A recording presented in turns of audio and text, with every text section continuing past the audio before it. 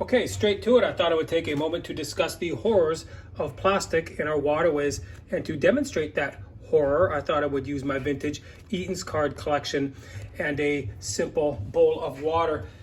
These Eaton cards, of course, were all found by me along the Fraser River, not all at once, but of course over a couple of years. Not surprising to those of you familiar with my efforts across the social medias. What you might be surprised to find, though, is that these cards are very site specific, and they are all found within a very relatively small footprint of one another.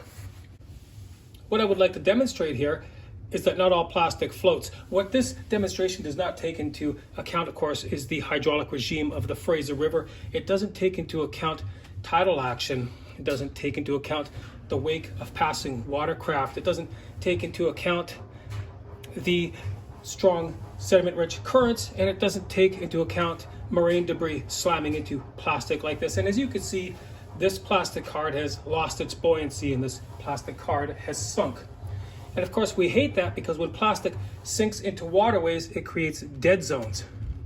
And these dead zones wreak havoc on all kinds of aquatic life, ecosystems, plants, and everything else affected. It's pretty nasty stuff, and of course, we hate that, but plastic is important.